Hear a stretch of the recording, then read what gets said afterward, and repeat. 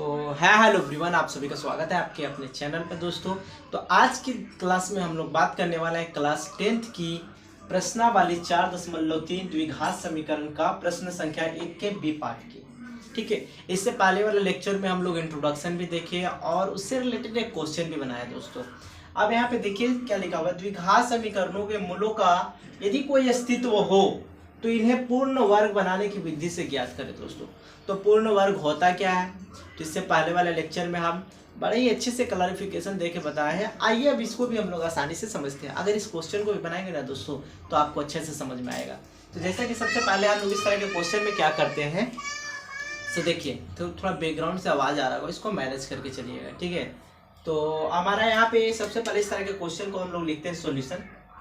यहाँ पे सॉल्यूशन लिखने के बाद हम लोग क्या करते हैं, चलिए सॉल्यूशन लिखते हैं। सॉल्यूशन लिखने के बाद इसी क्वेश्चन को हम लोग यहाँ पे लिख देते हैं दोस्तों कि दिया है, यहाँ पे लिख दीजिए दिया है। ठीक है, दिया है 2x² plus x minus 4 equal to क्या 0, ये चीज दिया हुआ है। ठीक है, अब इतना लिखने के बाद हम लोग को क्या करना है, यहाँ पे लिखना है कि चूंकि 2x² plus x minus 4 equal to 0 की तुलना करेंगे ax² plus bx plus c equal to 0 से करने पर।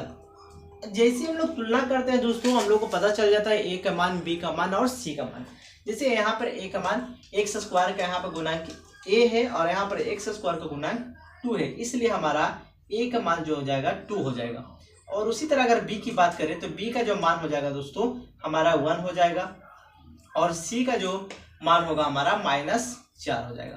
तो इतना करने के बाद हम लोग निकालते हैं दोस्तों d, जिसको बोलते हैं विभक्तर। ठीक है, अगर यहाँ पर हम लोगों का मूलों का अस्तित्व होगा तो आगे हम लोग प्रोसेस को बढ़ाएंगे, अगर मूलों का अस्तित्व नहीं होगा तो हम लोग को प्रोसेस नहीं बढ़ेगा। तो यहाँ पे निकालेंगे अब d। So therefore d equal to होता है b² माइनस 4ac।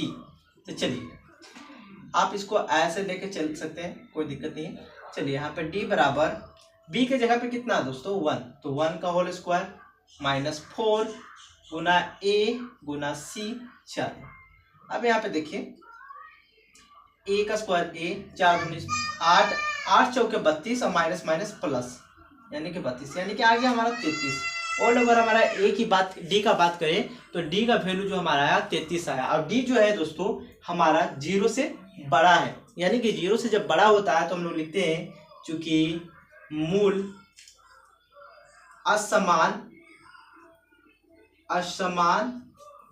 तथा वास्तविक होंगे। तो इस तरह से हम लोग क्या लिखें, मूल जो होगा असमान तथा वास्तविक होंगे। अब इतना करने के बाद हम लोग इसी इक्वेशन को यहाँ पर क्या करेंगे दोस्तों, यहाँ पे उतारेंगे। तो 2x² plus x minus 4 equal to क्या 0। अब हम लोग क्या करते हैं पूर्ण वर्ग बनाने के लिए, तो यहाँ पे करते क्या दोस्तों कि x² के जो गुणांक होता है इसको दोनों तरफ हम लोग भागा करते हैं। तो x² का गुणांक 2 है, इसीलिए इस पूरा इक्वेशन को 2 से भागा करेंगे। तो यहाँ भी 2 से भागा, प्लस x को भी 2 से भागा, -4 को भी 2 से भागा, 0 को भी 2 से भागा। ये पूर्ण वर्ग विधि बनाने का नियम से हो रहा है दोस्तों। अब यहाँ देखिए यहाँ पे 0 हो गया, कट गया।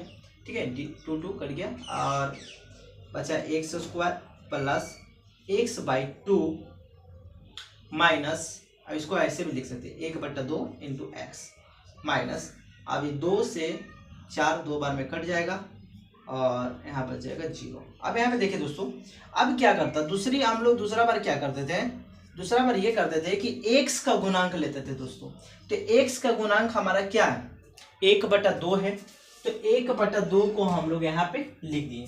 ठीक है, अब x का गुणांक जो है 1/2 है, अब 1/2 को हम लोग 1/2 से गुना करेंगे तो हमारा 1/4 आएगा। अब जो रिजल्ट मिलेगा 1/4, इसको हम लोग स्क्वायर करते हैं दोस्तों। 1/4 को जब स्क्वायर करेंगे ना तो हमारा 1/16 आएगा।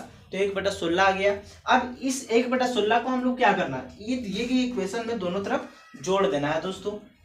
तो आइए जोड़ते हैं।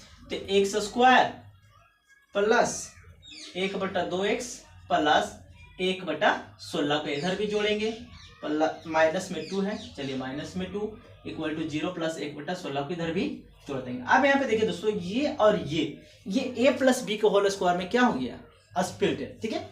तो हम लोग यहाँ पे लिख सकते हैं x प्लस अब 1/16 का जो होगा 1/4, यानी कि लिख सकते हैं इसको 16। जब इसको आप a प्लस बी के होल स्क्वायर में तोड़िएगा ना, तो ये आपका इतना ही वैल्यू देगा, माइनस इक्वल टू 0 में इतना ऐड होगा तो यही नंबर आएगा, और ये जो माइनस में उधर जाएगा तो क्या हो जाएगा, प्लस में हो जाएगा। अब देखिए x प्लस 1/4 इक्वल टू कुछ नहीं है तो 1, तो 1 और 16 का एलसीएम जो होगा 16 हो जाएगा। 16 के टेबल में 16 एक बार में, इसलिए 1 से मल्टीप्लाई करेंगे तो 1 प्लस 1 के बार में 16 कितना बार में, 16 बार में आएगा, और 16 को 2 से गुना करेंगे तो हमारा 16 दूनी क्या होगा, 32 होगा। तो यहाँ पर 32 लिखिए। अब देखिए यहाँ पे क्या दोस्तों कि 32 और 1 33 बटा क्या 16। अब हम लोग यहाँ पे लेके चलेंगे ना, ठीक है। और x प्लस 4 1/4। अब यहाँ पे देखिए दोस्तों, जो स्क्वायर उधर जाएगा तो रूट में हो जाएगा, यानी कि रूट 33 बटा क्या हो जाएगा 16। अब यहाँ पे हम लोग लिख सकते हैं दोस्तों कि रूट 33 का कोई रूट नहीं होता, चलिए यहाँ पे लिख देंगे 33 और प्लस माइनस 16 का रूट जो होता है वो 4 होता है, यहाँ पे लिख देंगे प्लस माइनस रूट 33/4।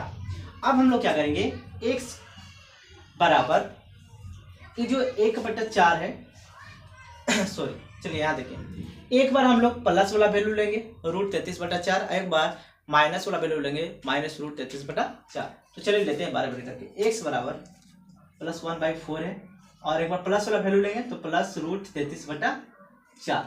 अब यहाँ पे देखिए क्या करेंगे हम लोग, यहाँ पे करने वाले हैं कि x प्लस तो 33/4 जो है ये उधर जाएगा तो माइनस में हो जाएगा, तो यानी कि एलसीएम जब लेंगे दोस्तों तो क्या आएगा, एलसीएम लेंगे तो 4 आएगा, 4 आया, और रूट 33 माइनस 1 इस तरह से लिख सकते हैं। अब इसको क्या लिख सकते हैं दोस्तों कि -1 प्लस रूट 33/4, इसको ऐसे भी हम लोग लिख सकते हैं। तो x का वैल्यू एक को पता हम लोग चल गया, दूसरा वैल्यू क्या होगा देखते हैं। तो x प्लस 1/4 इक्वल टू, अब ये माइनस वाला वैल्यू लेंगे तो माइनस रूट 33/4। अब यहाँ पे देखते हैं x इक्वल टू माइनस 33/4/4, अब ये जो प्लस में उधर आएगा तो माइनस में 1/4। अब देखिए 4 4 दोनों वैल्यू के 4, अब माइनस रूट 33 माइनस 1, अब देखिए इसको लिख सकते हैं -1 माइनस रूट 33 बटा क्या 4। तो इस तरह से x का दो वैल्यू हम लोग फाइंड आउट कर लिए हैं दोस्तों। तो हम लोग यहाँ पे लिखेंगे, अतः दिए गए समीकरण का मूल जो होगा, मूल -1 प्लस रूट 33/4 तथा -1 माइनस रूट 33/4 होंगे। तो इस तरह से हम लोग पूर्ण वर्ग विधि से मूल को निकाले दोस्तों। ये पूर्ण वर्ग विधि से मूल निकालने का जो नियम है ना दोस्तों, यही है। तो हम लोग इस तरह से फाइंड आउट कर लिए हैं मूल। तो आज के लिए इतना ही दोस्तों। अगर वीडियो पसंद आ रहा होगा तो लाइक कीजिएगा, और चैनल पर नए होंगे तो सब्सक्राइब कर बेल आइकन को प्रेस कर दीजिएगा। और इस तरह के वीडियो का लेंथ बड़ा होगा, इसमें कोई शक नहीं है, आपको सीखने के लिए भी बहुत कुछ इससे मिलेगा। तो आज के लिए इतना ही, फिर मिलेंगे। Thank you for everyone and thank you for watching my video.